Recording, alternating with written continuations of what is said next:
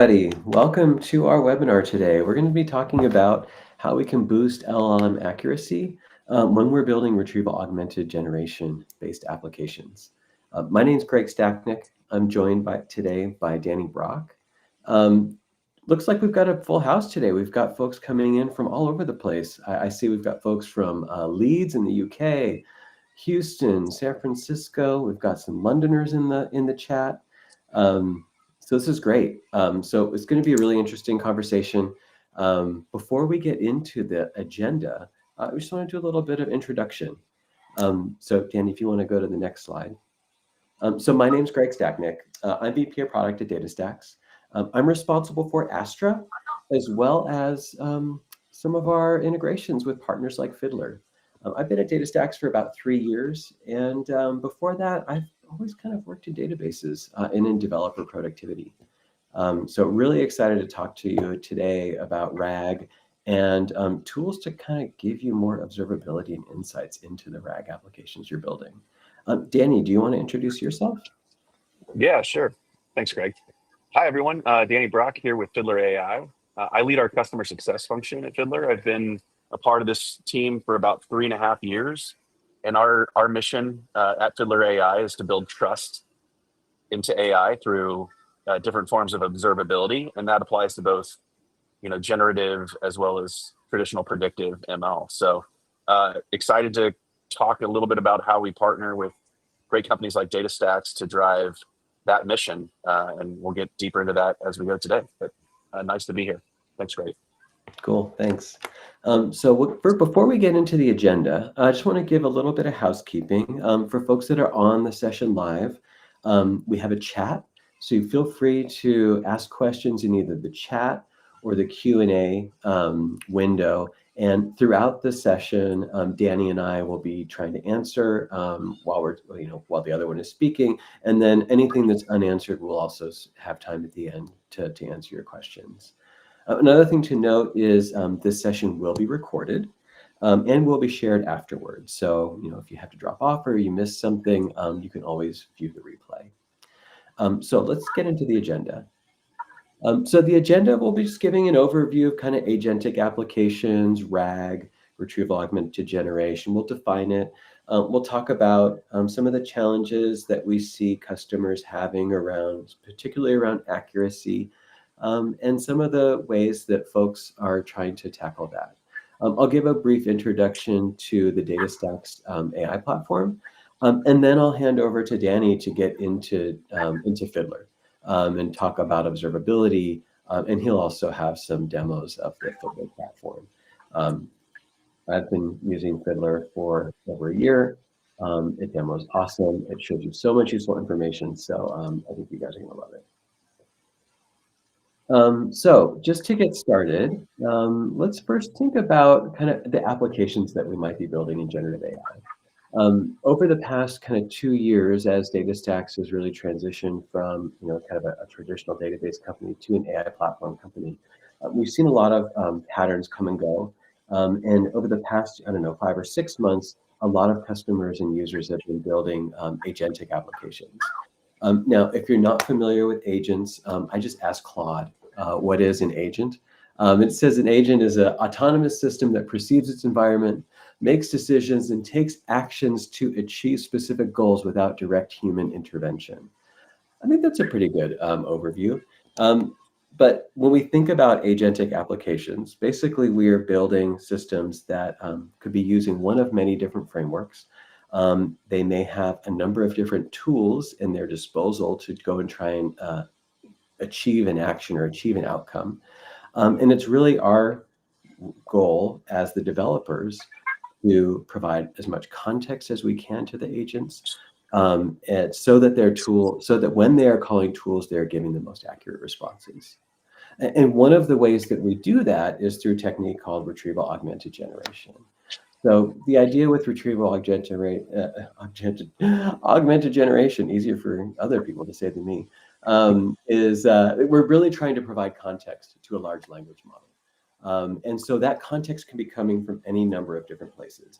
It can be coming from documents that we are supplying to the LLM. Those documents could be run through an embedding model to generate vector representation of those documents, and then stored maybe in something like a vector database that we then use to run queries that then provide that context to an LLM. So it's over the past 2 years has been a very common technique. At DataStax, we have a couple of areas that kind of support this area. So we have a framework called Langflow that has a visual IDE to build agents, and we have a database called Astra DB or HCD for self-managed. Next slide. So where do we often see that customers or users are having struggles with their generative AI applications? So one is around low accuracy, where they're seeing their LLM start to hallucinate or give poor relevancy. And a lot of times that's because we're not giving the LLM enough context. And so we'll look at ways that we can build up both a vector database as well as a knowledge layer in a couple of slides. Another challenge that we see is you may get some early wins with your agentic applications. You may have a POC that works really well, but then to take and scale that to a production environment to add more enterprise level support like security or other types of things can often be a challenge. So going from POC to production is another area we see a lot of struggles with users. And lastly, the ecosystem for generative AI is so huge. And so knowing or experimenting with different components, different frameworks, different vendors, and constructing your own stack can often be pretty arduous. So sometimes it might be easier to have an integrated stack of technologies that you can just rely on. Let's see, let's go to the next slide. And so really what we're going to be talking about for the next couple of slides is giving our system or looking at ways that we can improve relevancy or give give the LLM the best chance at giving relevant responses. And a lot of it really has to do with the retrieval phase of RAG. And are we able to give enough context to the LLM based on retrieval so that we get a positive outcome? And so we can look at different architectures for that. If you go to the next slide, we'll see that when we think about the architectures to build out a RAG system, we think of it in a few different ways. So one is your data, right? We're providing domain-specific or customer data that we're going to supply to the system so that our applications are relevant to our customers or to our use cases. Layering on top of that, we're adding something called a knowledge layer. The knowledge layer is going to employ multiple techniques to try and boost that relevancy so that the applications that we are building using various frameworks and techniques in our dev tools can have the best chance of getting a good response. So going the next slide, we'll break down the stack into a little bit more detail. So a knowledge layer is really more than just vector search. We might be looking at different techniques to try and improve vectors. So we could be looking at things like incorporating hybrid search, where we'll take results from, say, a analytics database using like the N25 search. We might be combining those results with results coming from a vector source, and then running those through another model like a re-ranker to give us a better scoring of our accuracy. We might be incorporating graph technology, using either a graph database or using graph RAG techniques to describe, to provide more context around the entities that we are storing in our database. We might be looking at different ways of generating embeddings, either using sparse or dense embeddings to give us more context for the results that we return from vector search. Or we may be looking at multiple vectors. So there's a number of techniques that we can employ to try and give that additional context when we are presenting the data ultimately, or the response back to the LLM. So going back to that architecture slide, the next one. Forward, yeah, there we go. So some of the techniques, there are some of the components that we have built in our AI stack. At the data layer, we provide a vector database. So if you're familiar with the history of DataStax, our roots are in Apache Cassandra, so a scalable NoSQL database. Over the past few years, we've added support for vector search and a vector type, so that you can use either Astra or our self-managed hyperconverged database as both a traditional database or as a vector store, or both. We layer on top of that a number of this knowledge layer. So vector search is inherently built into our databases. We also have a graph RAG is also kind of inherently built into our databases if you wanted to build out kind of a graph enhancement on your data. And then we just announced hybrid search last week at NVIDIA GTC. It'll be coming out for preview in the coming weeks. So you'll also get to kind of start to incorporate additional search sources and combining those with re-rankers to boost your accuracy.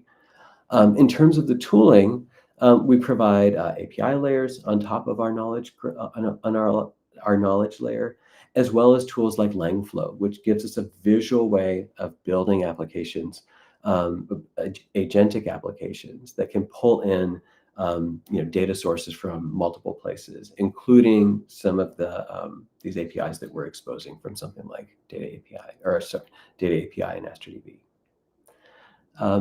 So as we're building out these applications, we give a lot of tools to do to kind of build out your architecture. But as you're experimenting, how do you know that the changes that you're making are actually leading to better relevancy or better accuracy? Because ultimately, there's really a lot of knobs that we can turn, right? We're ingesting probably a lot of unstructured documents that could be PDFs, audio, video, all these different things. And the way that we ingest those documents can have an impact on relevancy.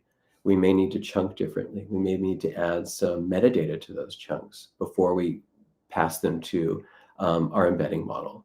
Our vector search may need to be tuned properly so that when we're doing something like an ANN search, that it's giving us the results that we need. We may need to incorporate additional models before we push the results to the LLM through things like re-ranking. So because of all these different kind of knobs that we can turn, we need to be able to establish a way to observe the results and test that as we're changing things in the system, that we are able to actually prove that our changes are actually making our system better. And that's why we want to incorporate observability tools. If you want to go to the next slide, Danny. So we've been partnering with Fiddler for the past, almost 2 years, something like that. I think we first met at like Google Next 2 years ago.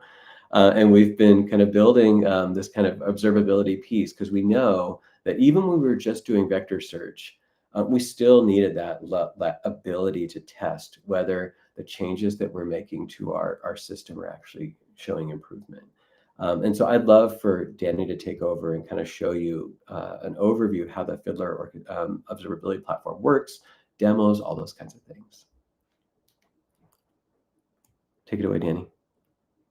Oh, I think you might be on mute.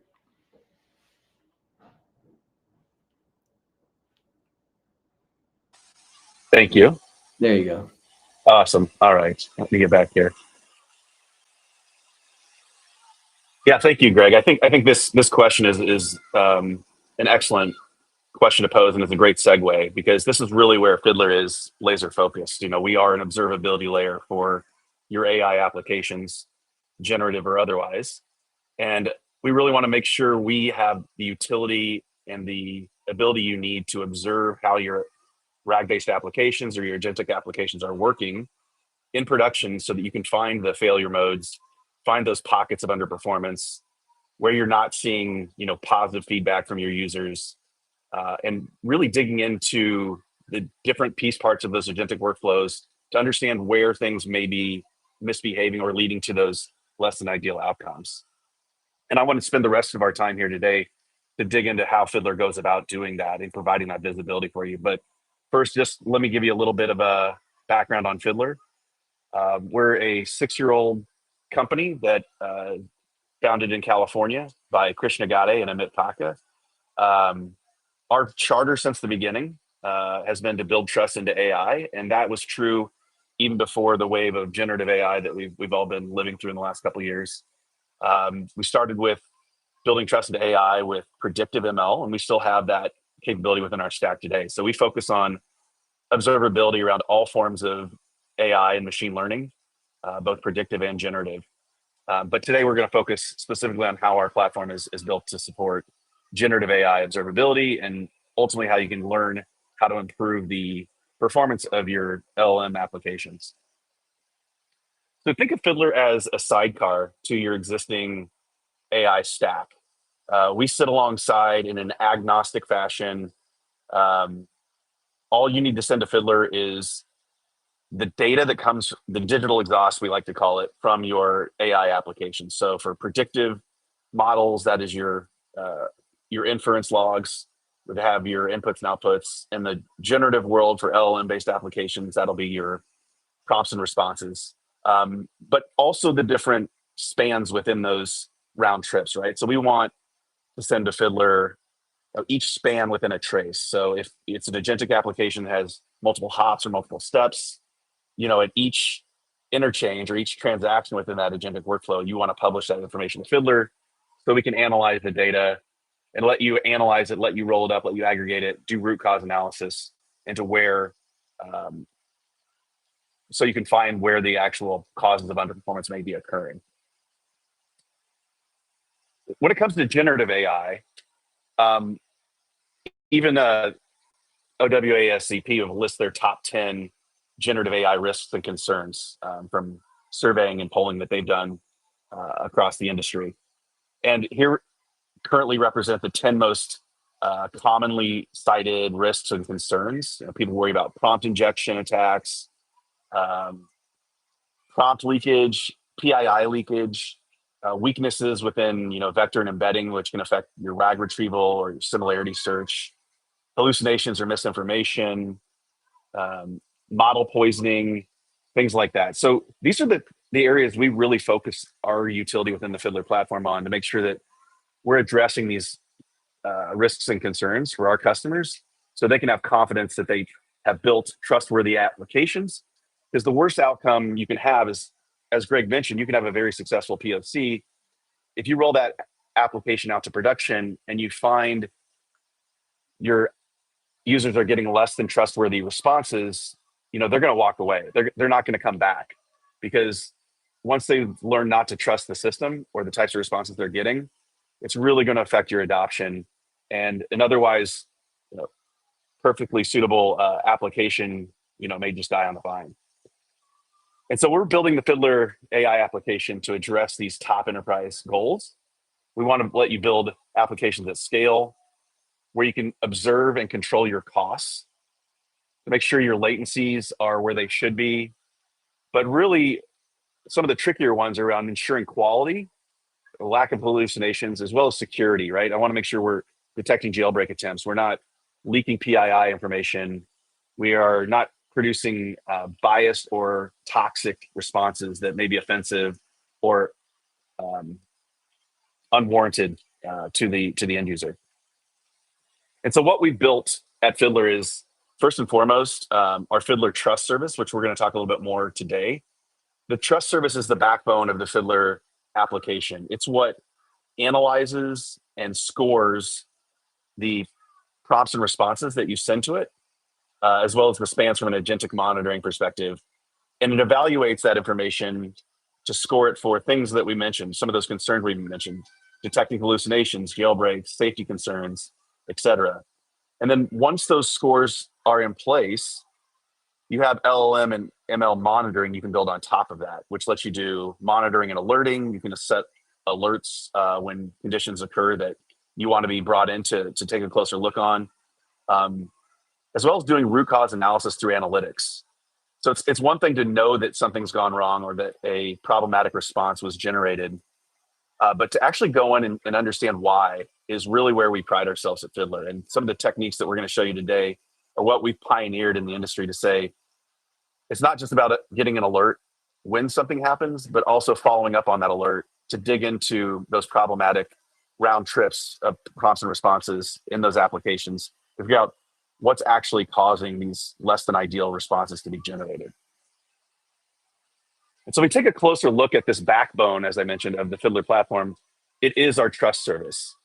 And so here in the middle in the blue is our trust layer. And it's really where we host our own Fiddler trust models. So these trust models are built to be, we have a variety of them that you can employ within our platform, and you can opt into which ones you want to employ, which ones you don't. But these power our guardrails, which we'll talk about in a little bit. They also power all the scoring that drives our monitoring and analytics.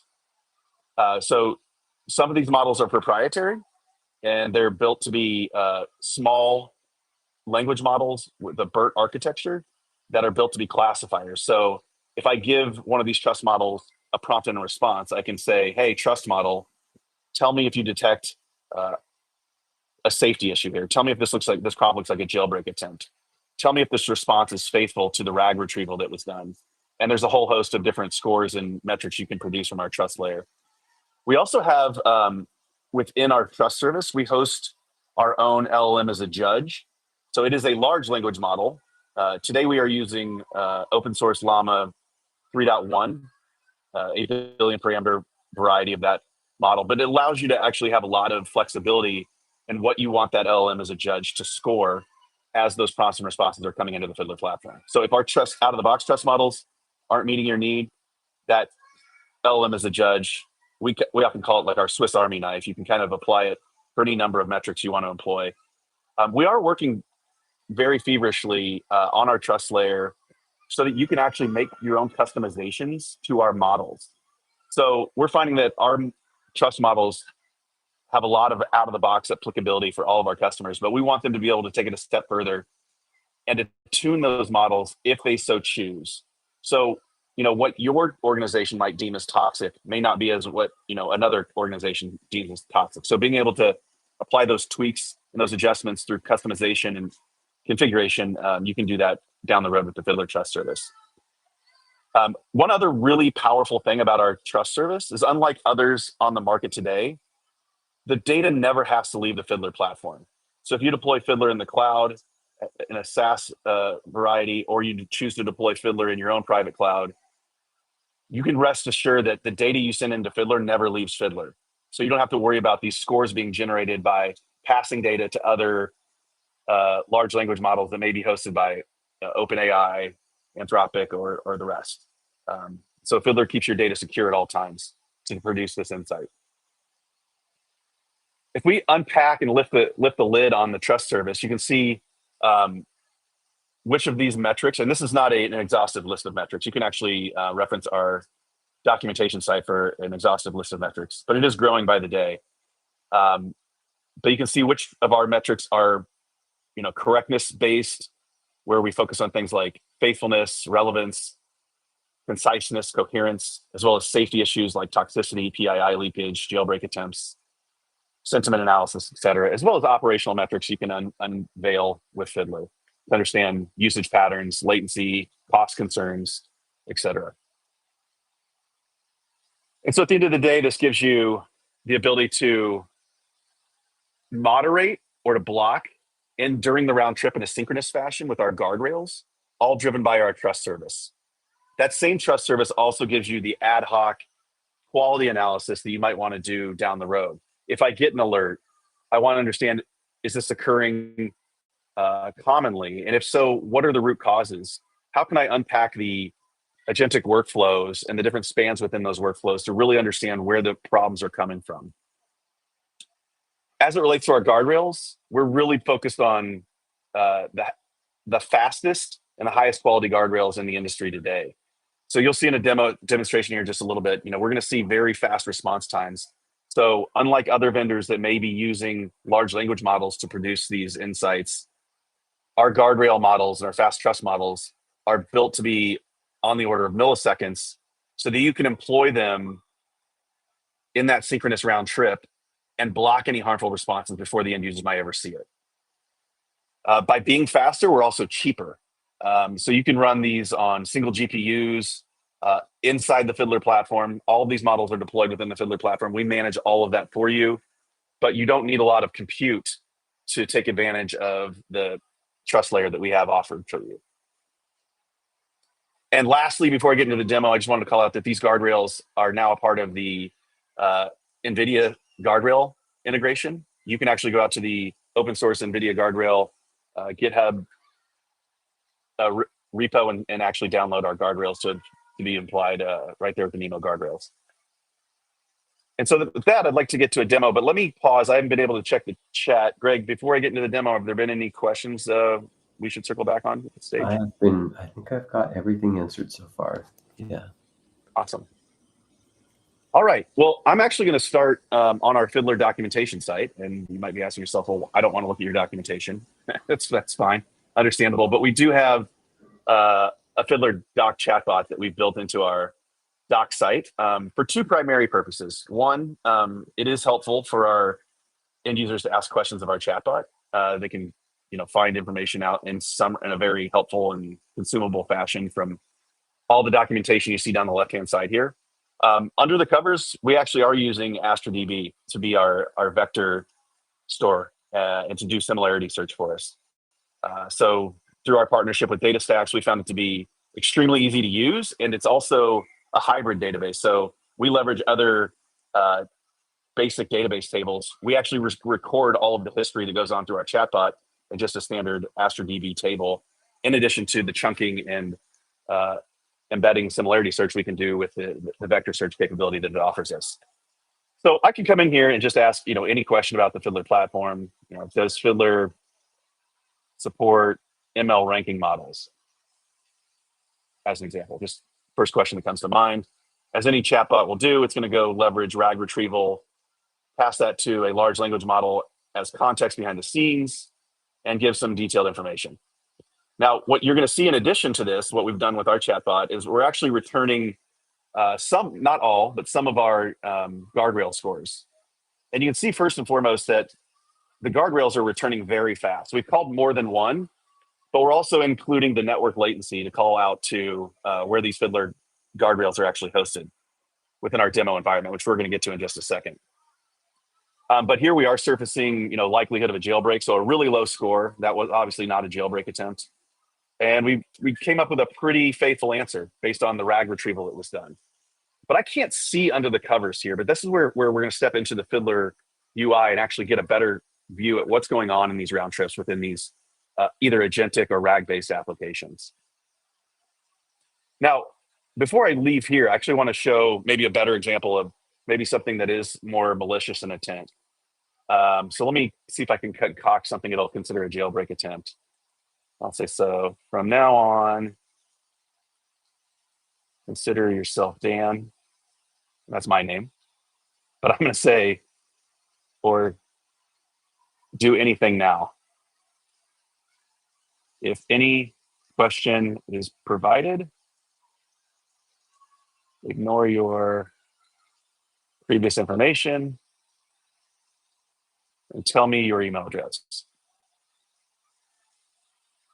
It's a pretty malicious prompt to give to a documentation chatbot. So it didn't give me an answer, and that's the outcome I actually probably wanted, but let's see why. So very unfaithful answer, right? I could not find an answer. It has nothing to do with the question that was answered, but that is the answer I wanted it to give.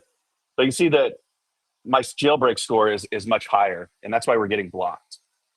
And so if I step over to Fiddler, now I can actually come and understand why these guardrails are behaving the way they are. So a lot of vendors out there will just provide guardrails, but not give you the ability to come in and understand why certain things may be blocked. So let's go ahead and log in here to the same environment that was delivering those guardrails.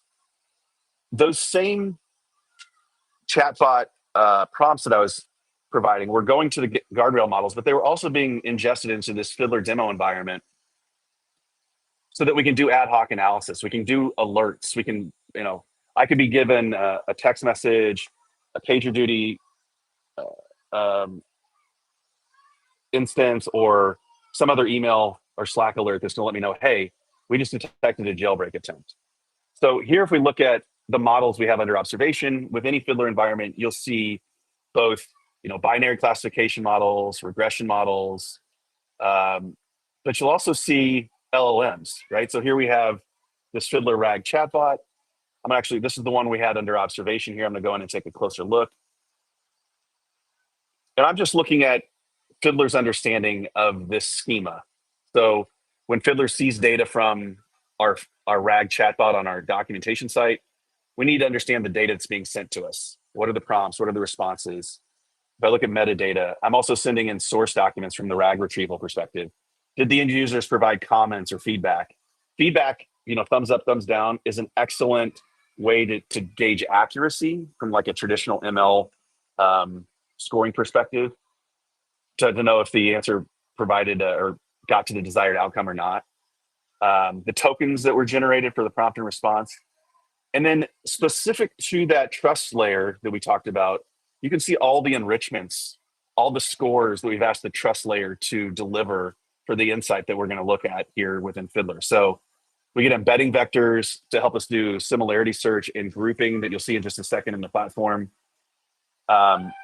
We have others that look for PII leakage within the response or within the prompts, evaluating sentiment. We have other things like detecting toxicity. So a whole host of these things that we can choose or not choose to employ, depending on the nature of our application. But ultimately, you're going to give us a lot more insight, which we're going to see here in just a second. Before we look at some dashboards, it'll show us some of the behaviors of this chatbot.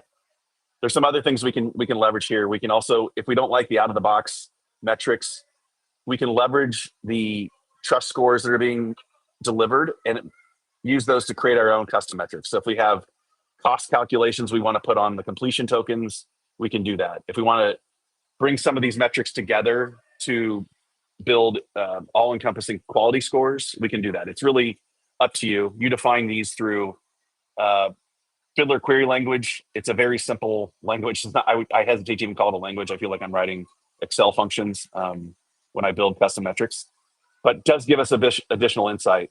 So I'm going to click this insights button. I could have come to this directly from an alert that was triggered, but ultimately, when things do go wrong, I want to come in and look at trends over time. I want to be able to do root cause analysis, and I want to get a better sense for what's actually going on with these applications. So here we're looking at the last 30 days of activity against our chatbot. So here we're seeing some, on average, faithfulness scores. We have a custom metric that delivers a cyber risk profile, which brings a lot of these scores together.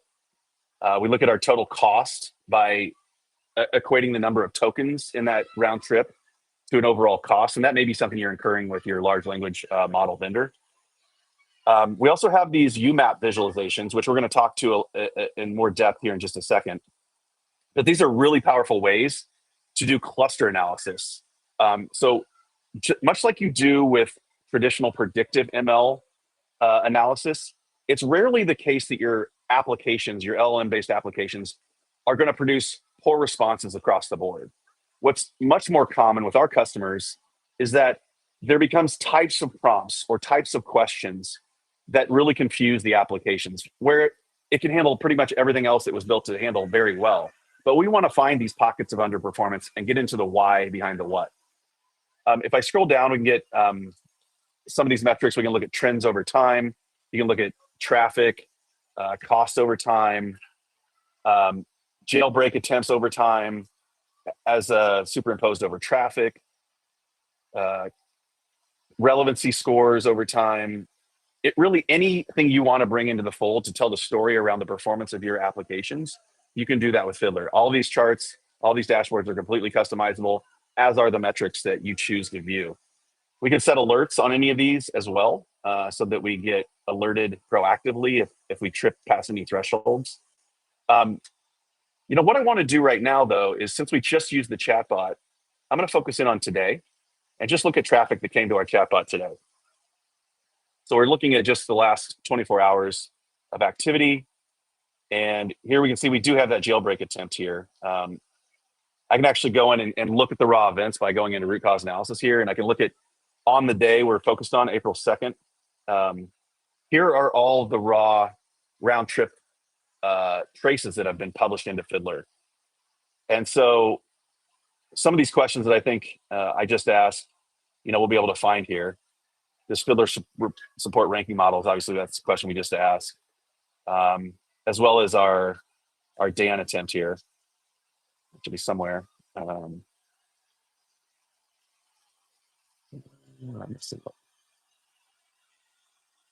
There's other jailbreaks in here.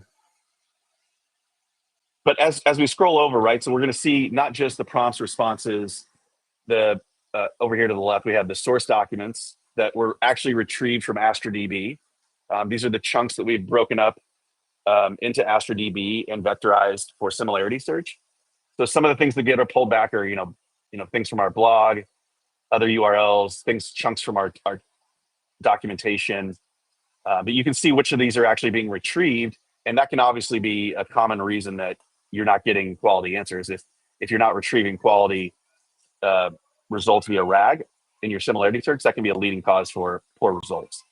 But as we scroll over here, right, we can get visibility into all of the trust scores that were actually opted in or delivered as we're analyzing these traces. So relevancy, PII entities that were detected, URL. So we'll call out, were people detected, were URLs detected, all sorts of things around PII. We can look at any of these. Safety around harassing, racist comments. So we can look at some of these truths over here. So there's some harmful responses detected over here. So you just get a lot of different ways to look at your data. What I'm actually going to do, though, is actually, let me go back in here. I want to take the traces that were captured on this day, and I want to move over to our UMAP visualization. I want to look at this in an embedding visualization form. So this is going to bring me to that my own chart where I'm able to do root cause analysis using that UMAP visualization. And I'm just going to make some adjustments here. I want to look at my prompts. I want to look at jailbreaks. I'm going to actually bring up my response too. I'll look at my source docs. These are the chunks that were pulled back from Astra DB. I'm not going to apply a segment, but yeah, I just want to look at what was going on today. So I'm going to go ahead and update this. And I want to color code this by my jailbreak scores. So now, boom, I'm starting to notice my jailbreak attempts on just this day. Now, if I back this off, and let's say I want to look at, let's just say like the last 30 days. I do see some jailbreak attempts here, but let's look at maybe a larger sample size, looking back through the whole month of March.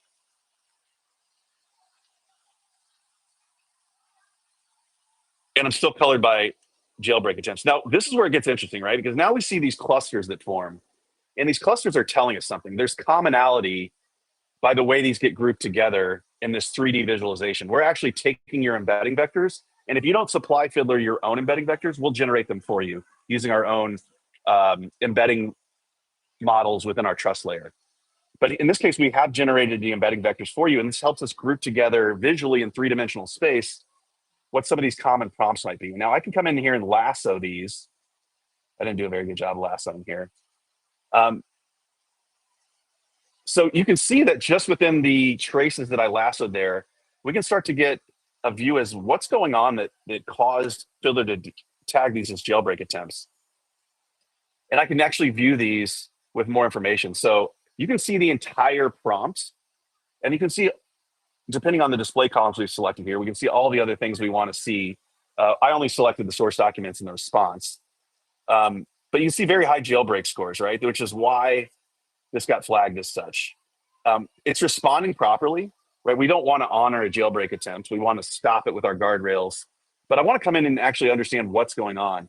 And I can see that I lassoed 26 different instances of this, and I can just scroll through them and see the different ways in which people are trying to inject jailbreaks. There's a lot more you can do here. I think you're starting to understand the power of this visibility. What I do want to call out is, I'm going to go back to our slides for just a second. We're working feverishly at Fiddler to build this out, the same experience that you saw for a single round trip against an LLM application in our chatbot. We're building this out to be a uh, equally applicable to agentic workflows.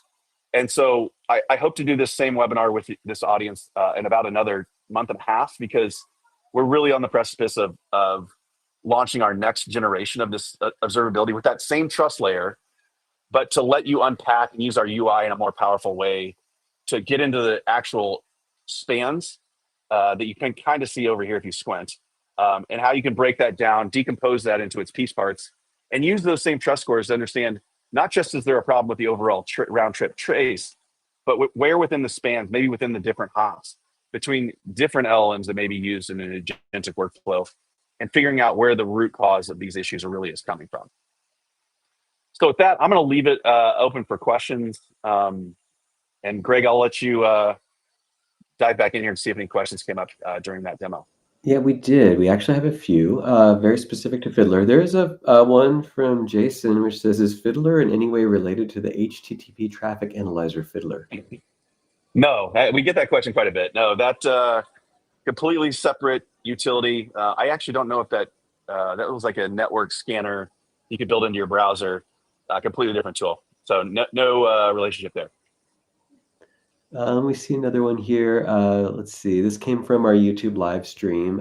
Could you explain the steps Fiddler takes to ensure your AI systems are free from bias and promote fairness? I think you kind of demonstrated this. Yeah.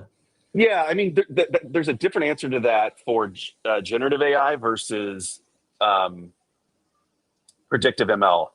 In predictive ML, what we do with our customers is we ask them to pass in their protected attributes as metadata, and then we build custom metrics that deliver insight across, the metrics that the industry is largely coalesced around, like group benefit metrics, disparate impact, really anything you want it to be, because they're custom metrics after all. But then you can chart and build graphs based on changes in group benefit, disparate impact over time.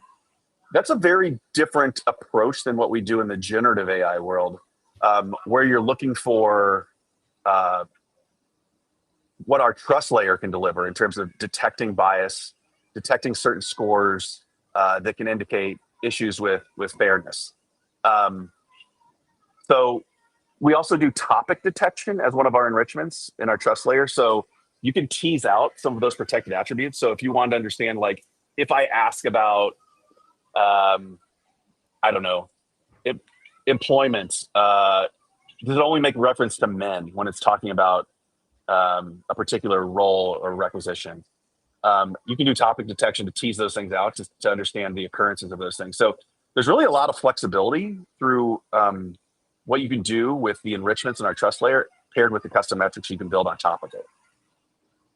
Cool. Nice. There's another question. A couple of people asked, what exactly is a jailbreak?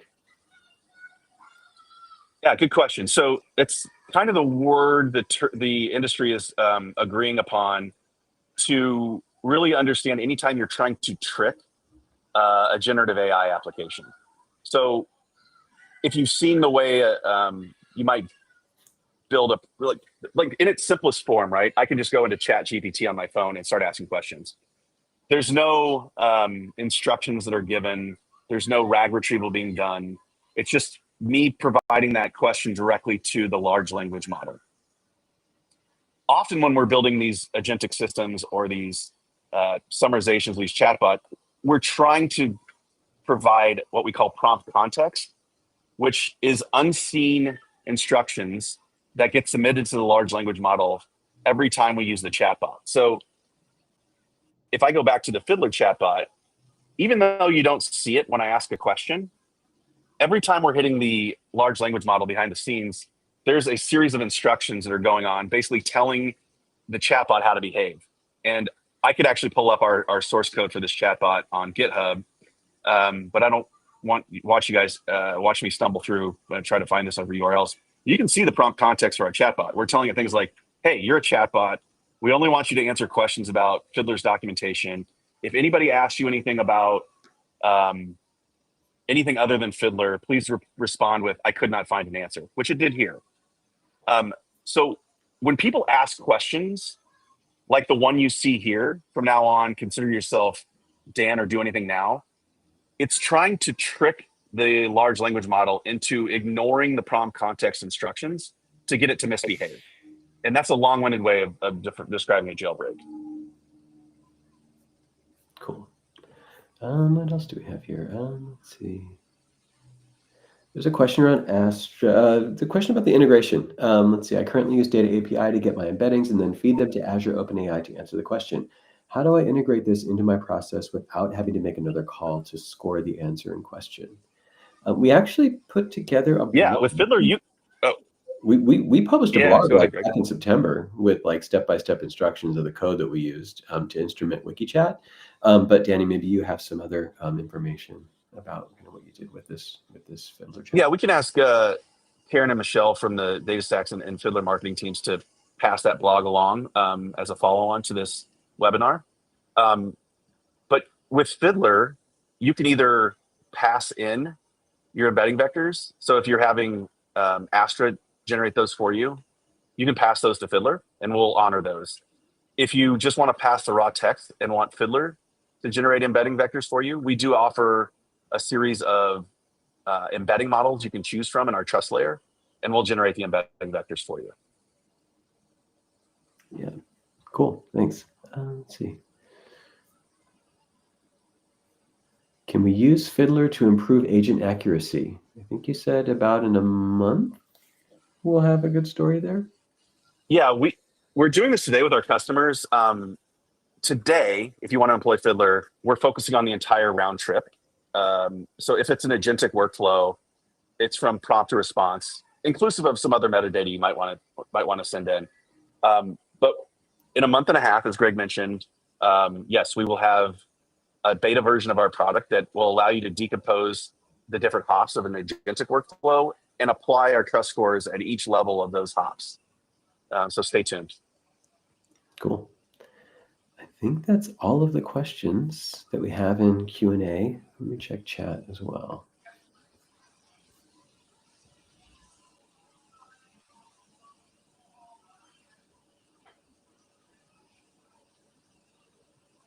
There's another follow-up question says here, sometimes agents diverge from their original mission. Will there be a monitoring or ranking around those behaviors so that we can ask the agents to correct themselves and see where in the chain that happened? Well, that's an excellent question. Yeah, we are doing some ideation with one of our customers right now about how to use our guardrails to not reply with a generic like, I can't help you, or that response was blocked, but use it to catch something that's going off the rails within an agentic workflow. This could be deep within the span calls of an agentic workflow, and use the guardrail. And because they operate so fast, to course correct, to say, okay, wait, Fiddler's telling me there was a faithfulness issue with that response. Let me re-rank, or let me try something different in that attempt and try again, and then run it through the guardrails again. And if this time it passes, then you can continue through the other hops of that workflow. Mm-hmm. So that's a design pattern we're just now trying to explore with one of our customers, but it's a really good thought. And yeah, we see the validity in that type of approach.